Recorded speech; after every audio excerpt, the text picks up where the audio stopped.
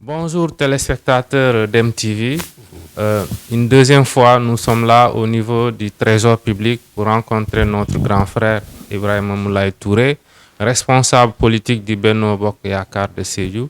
Donc, on sort d'une élection présidentielle qui a été consacrée par une belle victoire de la coalition Diomaye Président. Nous allons aborder cette question d'élection, mais également parler avec lui de son avenir politique. Merci. D'abord, je vous remercie pour cette opportunité que vous me donnez de me prononcer sur l'actualité politique. Je vais d'abord me présenter. Je sais que vos lecteurs certainement vous connaissent déjà. C'est Ibrahima Touré. Je suis inspecteur principal du Trésor. J'exerce les fonctions de conseil technique.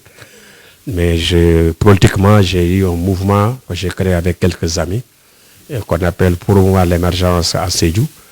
Et c'est à ce titre que je me suis lancé en politique depuis 2011 et que nous avons essayé de briguer la mairie de Sédhiou. Nous sommes sortis 3e. Et ces élections-là également, nous avons soutenu la candidature de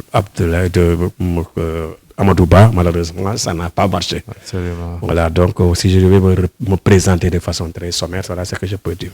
Absolument. Merci beaucoup pour cette présentation. C'est vrai que voilà, pour les nouveaux abonnés de DEM-TV, c'était évident que vous faites votre présentation. Alors, le mouvement Promer, où est-ce qu'on en est? Est-ce que vous avez de nouveaux acquis? Où est-ce que vous en êtes par rapport à vos activités, entre autres? Oui, il faut reconnaître que initialement, le mouvement Promesse est un mouvement au sein duquel il y a des partisans de plusieurs partis politiques. D'ailleurs, beaucoup de gens font la confusion. Moi, je n'ai jamais été membre d'un parti. Peut-être quand j'étais étudiant. Là, j'ai milité dans AJPADS. Mais depuis lors, je n'ai pas milité dans un seul parti. Nous avons créé un mouvement. Et dans ce mouvement, il y a plusieurs sensibilités. Mais nous, de façon générale, la ligne directrice, c'était nous sommes dans la mouvance présidentielle. Mais il y avait à notre sein des gens des autres mouvements, des autres formations politiques. Et c'est vrai que quand on est allé aux élections législatives, il y a eu des problèmes quand même. Honnêtement, pour le choix, l'option qu'il fallait choisir. Certains n'étaient pas d'accord, d'autres étaient d'accord. Et ça a eu une incidence sur notre mouvement. Mais par contre, les gens qui sont restés fidèles, nous avons continué à travailler. Et nous avons quand même des principes. Parce que nous avons dit que, par exemple, nous étions contre le 3e mandat et nous l'avons assumé. Et nous avons dit également que nous sommes pour la candidature d'Amadou Ba et nous l'avons assumé. Les personnes qui étaient d'accord, même dans nos groupes WhatsApp, on avait même un groupe WhatsApp à part qu'on appelle le groupe WhatsApp Promesse Amadou Ba. Parce que nous savions que parmi nous, il y en a qui sont dans le mouvement Promesse mais qui n'étaient pas d'accord pour la candidature d'Amadou Ba. Mais nous avons travaillé avec ceux qui étaient d'accord parce que nous étions convaincus que Amadou Ba avait le meilleur profil et nous étions convaincus que c'était le meilleur candidat pour nous. Donc, effectivement, vous nous l'aviez confié qu'Amadou Ba c'était le meilleur profil. Est-ce que Amadou Ba il a été réellement soutenu par tous les partisans de la coalition Benno? Oui, vous me permettriez là d'aborder vraiment les raisons de notre défaite aussi. D'abord, je pense qu'il y a un phénomène qu'on ne peut pas nier. Il y avait une vraie volonté de changement au Sénégal. Ça, tout le monde peut le constater. Les gens, quand vous leur parlez, ils ne vous écoutent même pas. Ils étaient tellement déterminés qu'il y ait un changement. Ça, je pense que personne n'y pouvait rien. Mais de l'autre côté également, il faut reconnaître que notre candidat a été trop handicapé. Il y a eu trop de problèmes. D'abord, lui-même, avec les accusations qu'il y a eues, le report des élections, et le fait même que certaines personnalités qui étaient proches de lui, supposées être proches de lui, ont été démis de leurs fonctions juste avant les élections. Je crois que tous ces facteurs ne nous ont pas encouragés. Il s'y ajoute également que les moyens ont été difficilement mis à notre disposition. Par exemple, quand Amadou Ba venait à Sédhiou, nous n'avions même pas encore reçu notre matériel pour faire les t-shirts, etc. Et c'est frustrant. Donc tout ça, ça nous a vraiment apporté. Maintenant, aussi au niveau local également, il faut reconnaître que quand le président est venu, il nous avait demandé de nous unir. Mais c'est vrai que je l'ai dit d'ailleurs, si vous regardez mon intervention quand le président était venu, je dis que le problème, on n'est pas unis. C'est ça la vérité. Bon, on a essayé. Mais déjà, pour les parrainages, quand vous regardez, quand on déposait les parrainages, la plupart des dirigeants sont venus directement déposer, alors qu'il était convenu, parce que c'est Abdoulaye Diop qui était le délégué régional, que tout le monde dépose auprès d'Abdoulaye Diop. Mais chacun a voulu partir, montrer ses biceps, montrer ce qu'il peut faire. Et ça déjà, ça fausse l'esprit. Parce que nous, on n'a pas appris de nos erreurs des élections législatives. Il fallait montrer à la population qu'on était unis, qu'on essaie de taire nos querelles. Mais malheureusement, ça n'a pas été le cas. Donc ça a été un des facteurs. Troisièmement aussi, sur le terrain également, la manière dont on a géré le comité électoral, il y a eu des problèmes. Si vous regardez, quand on crée le comité électoral départemental, les gens ont reproché à Dr Anesek qu'il a placé son poulain et puis presque que des gens qui sont proches. Ah, je l'ai lu, hein. Il y a même des maires qui avaient fait même une pétition pour se plaindre. Ça, c'était constaté. Et de l'autre côté aussi, au niveau de la commune également, les gens se sont plaints que presque Abdoulaye Diop a mis que ces gens au niveau du comité électoral communal. Donc, c'est des petits problèmes, peut-être qu'ils ont négligés. Je ne dis pas que c'est la raison principale, mais ça a joué. Enfin, également, la mobilisation qu'on avait l'habitude de faire, ça n'a pas été le cas. On sentait que les gens n'étaient pas très mobilisés. Déjà, 1 ou 2, 10 jours, celui qui était même notre coordinateur, directeur de campagne communale, je prends à l'occurrence Omar Kandé, disait tout, il n'y aura pas les élections. Moi, je le suivais dans notre groupe WhatsApp. Ça veut dire qu'il ne croyait pas qu'il y aura des élections. Et ça, quand vous avez ça, vous-même, vous n'êtes pas trop motivé, ça peut avoir un effet négatif.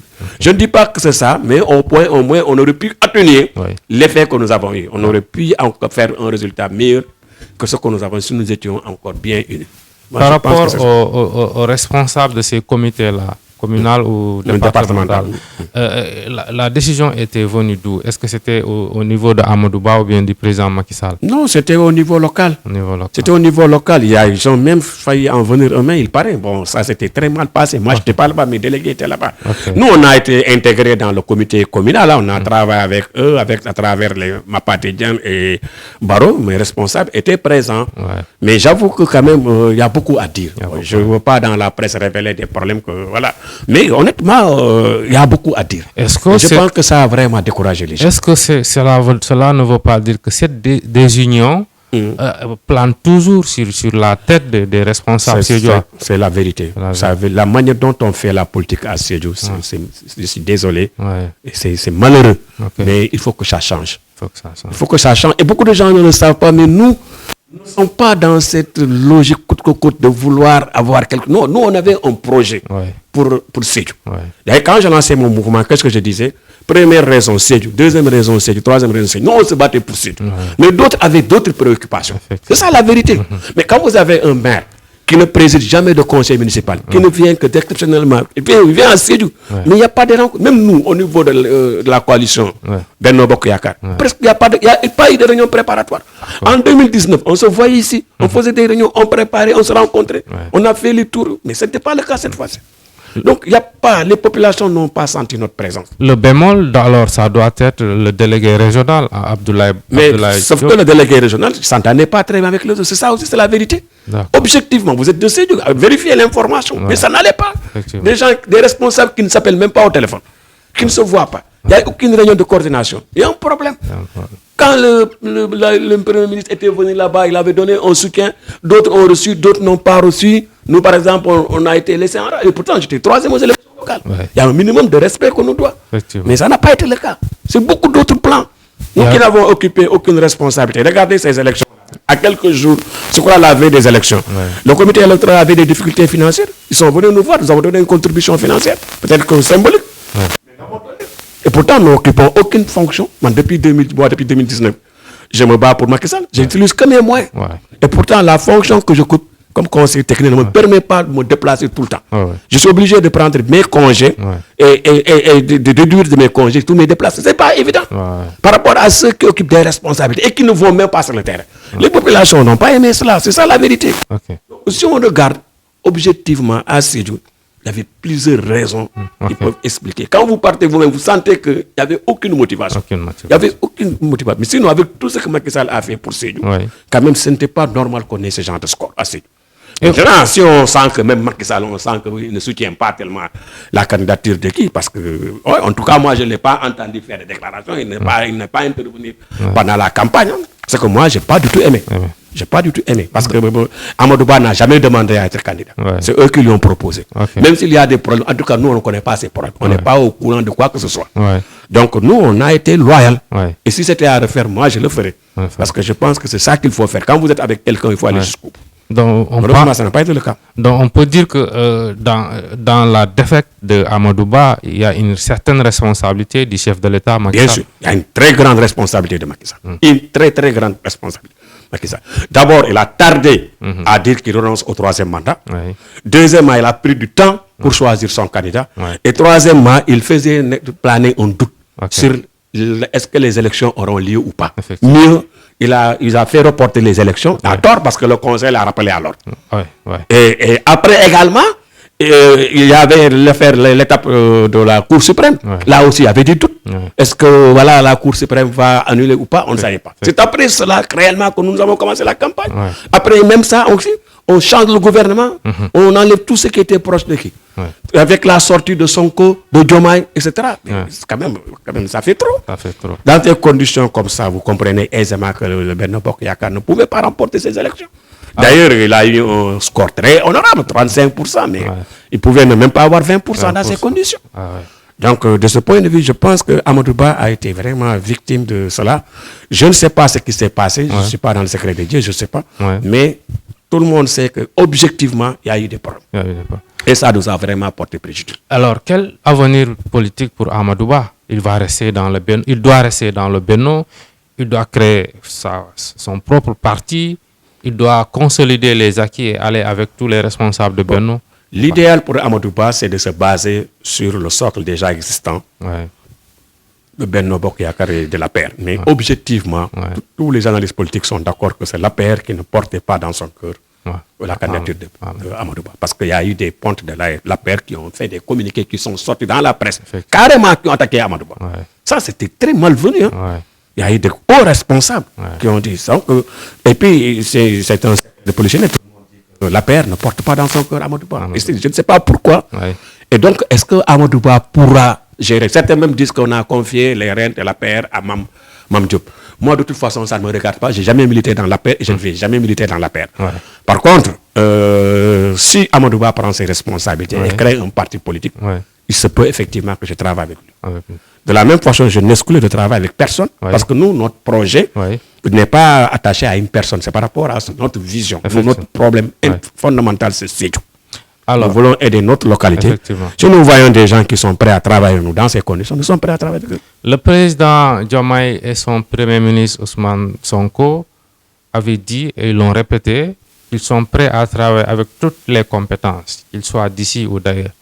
Est-ce que par rapport à cette main tendue-là, vous pouvez répondre favorablement? Mais bien sûr, bien sûr. Nous, ce que nous avons toujours reproché d'ailleurs à Macky Sall, c'était justement le fait que on a même l'impression que quand vous êtes très compétent, vous ne pouvez rien avoir dans son... Et je l'ai dit. Je l'ai dit, si vous suivez mon intervention quand il était assis, je l'ai dit que j'ai même l'impression que mon engagement politique m'a coûté très cher. Et je l'ai dit, la vidéo est là, je pouvais la passer tout à l'heure. Donc ça, c'est un problème. Si maintenant Sonko et Diomaye et Sonko, je dois dire, mettent l'accent sur les compétences et qu'ils font appel à des gens compétents, mais les gens sont prêts à travailler avec eux. Parce que nous n'avons pas d'engagement particulier avec la coalition Benno Bokk Yakaar. Nous avons dit, nous avons soutenu Macky Sall par rapport à ce qu'il a fait à Sédhiou. C'est tout. Mais vous n'avez jamais m'entendre, on peut regarder sur les trucs, on ne va jamais me faire de var. Vous n'allez jamais m'entendre dans les débats de caniveau là, non. Moi, je ne suis pas dans ça. Mais si quelqu'un s'intéresse à notre localité et veut travailler avec nous et veut nous aider, nous sommes prêts. Par contre, si on constate que les gens qui sont là ne sont pas prêts à travailler, à faire ce que nous voulons, mais ils sont prêts à nous mettre dans l'opposition, à riposter. Ça, je l'ai dit dès le premier jour. Nous sommes prêts à aller dans l'opposition et à l'assumer. Tout à fait. Le président Diomaye et le premier ministre Ousmane Sonko, vous êtes dans le même domaine. Est-ce que vous avez eu des relations assez particulières avec eux sur le plan du travail ou autre? Bon, je dois dire que le président Sonko, je lui dois beaucoup. Au moins, lui m'a déjà rendu un très grand service. Je sais peut-être qu'il ne s'en souvient pas, mais il m'a déjà, dans le passé, rendu un service quand il était secrétaire général du syndicat. Et notamment pour l'affectation de mon épouse à Hambourg. Ça, il me l'a rendu ce service. On s'est croisés à l'ENA, mais on n'avait pas de relation particulière. Mais quand j'ai quitté, j'étais percepteur à Hambourg, j'avais ce besoin, par l'entremise d'un ami qui s'appelle Mamadou Diop, qui contrôle les impôts et domaines, qui m'a mis en rapport avec lui. Ce jour-là, on s'était rencontrés vers la foire. Il m'a rendu ce service. Et ça, vraiment, je lui dois cela. Demain, malheureusement, on ne se connaît pas. Mais une chose est sûre, c'est que tous les deux, c'est des inspecteurs des impôts et domaines. C'est des anarches. Et moi, je leur fais confiance. Le discours que j'ai entendu hier, quand j'ai écouté le président Diomaye, pour dire la vérité, j'étais très, très, très séduit par son discours. Contrairement à la première apparition, quand je l'ai vu aussi pendant la campagne, honnêtement, j'étais très sceptique. Ça, je l'ai dit, moi je suis comme ça. Je ne cherche rien en politique. Moi, je vais bientôt à la retraite, dans quelques mois. Donc, je ne dirai pas ce à quoi je ne crois pas. D'ailleurs, on me dit tout le temps, tu ne pourras pas réussir en politique parce que toi, tu dis trop la vérité. Moi, je suis comme ça. Je le dis les choses telles que je les sens. Je suis libre d'esprit. J'ai vu hier un Diomaye qui peut, je pense, faire quelque chose pour ce pays. Même Ousmane Sonko, quand on l'a choisi comme Premier ministre, je dis c'est rassurant. Et les premières mesures également prises me rassurent. Pourquoi je dis ça me rassure? Vous prenez comme un mari théoïen, et quelqu'un pour qui j'ai beaucoup de respect. J'ai plusieurs fois publié les textes qu'il publie, j'ai transféré, j'ai publié ça sur mon statut. Vous prenez Omar Sababa, que je connais également, qui est un très brillant intellectuel, qui sont très sérieux. Si il fonctionne comme ça, je pense que le Sénégal ira de l'avant. Il ne faut pas de remplacer pour remplacer. Si vous avez des compétences, des gens dans l'autre domaine qui sont bons, il faut les maintenir, travailler avec eux. Et ça, je pense que le président Diomaye l'a très bien compris. Et le président Sonko, ça ne me surprend pas d'eux. Parce que pour ceux qui le connaissent, l'école de formation sont passés. Moi, j'enseigne là-bas. Je fais partie souvent du jury. Je sais que l'ENA, ce n'est pas n'importe qui passe là-bas. Donc, de ce point de vue, je suis très fier de voir ce qu'ils sont en train de. Et je sais que, Inch'Allah, avec l'aide de Dieu, je pense qu'ils vont atteindre les objectifs qu'ils sont. Leurs premières mesures, elles doivent être d'ordre social, disent-ils, notamment faire en sorte que le coût de la vie soit moins coûteux, plus certaines institutions pourraient être supprimées, entre autres. Est-ce que c'est bien pour eux de s'attaquer d'abord à ces aspects-là? Oui, je pense que sur ce plan, je les rejoins. Je suis parfaitement en phase avec eux. À part la question de la souveraineté monétaire sur laquelle je pense qu'il faut être extrêmement prudent. Les questions sur lesquelles il faut du temps, il faut se préparer. Le fait d'y penser, c'est une très bonne chose. Mais vouloir le faire tout de suite, ça peut être problématique. Mais le fait de vouloir, pour régler la demande sociale, on est obligé de réduire le train de vie de l'État.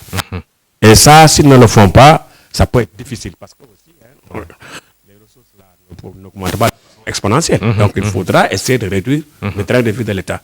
D'abord, le nombre de ministres. On n'a pas besoin d'une pléthore de ministres. Et deuxièmement aussi, certaines institutions, jusqu'à preuve du contraire, personne ne peut me convaincre de l'utilité de ces institutions. Donc, s'il parvient à mettre en œuvre toutes ces mesures, à réduire le train de vie de l'État, il pourra mieux s'attaquer à la demande sociale. Qu'il ne cède pas à la pression des militants qui vont tous vouloir avoir des postes de responsabilité. Ce n'est pas possible. Il faut que les gens comprennent que les Sénégalais demandent un changement. Nous qui étions avec le pouvoir, nous avons perçu cela. Eux, ils le sentaient, ils l'ont vécu. Il ne faut pas qu'ils prennent le pouvoir après qu'ils changent de cap. Et moi, je pense qu'ils ne le feront pas. Ce Diomaye que j'ai vu, je pense qu'il est déterminé à apporter des changements. Et le Sénégal a vraiment besoin de cela. Votre dernier mot? Vous remercier également la population de Sédhiou qui nous a fait confiance. Parce que même si c'est 50 ou 100 personnes qui ont voté, je ne sais pas, pour moi, mais je sais qu'il y en a qui me sont restés fidèles. Et malgré eux, parce que j'ai été de trop d'injustice, et malgré tout, je suis resté pour supporter. Comme le moment mais qui est resté, qui est allé jusqu'au bout. C'est ça que moi je connais. Et il faut être conséquent. Et j'appelle les militants, nous allons nous rencontrer très bientôt pour faire une évaluation de la situation et voir quelle sera notre attitude après. Parce que pour le moment, nous n'avons absolument rien décidé. Mais nous allons faire une évaluation et puis voir ce que nous allons faire. Bien, vraiment, vous, je vous remercie beaucoup et je suis ce que vous faites. Et je vous encourage. Je pense que vous devez être encouragé parce que vous rendez visible ce que nous faisons à Sédhiou. Et on n'a personne d'autre, à part mon ami Malamine Fernandez également, qui à travers sa revue, comment on appelle l'Aurore du Sud, également fait de gros efforts dans ce sens. En tout cas, merci beaucoup, Numbara. Merci à vous aussi, Numbara.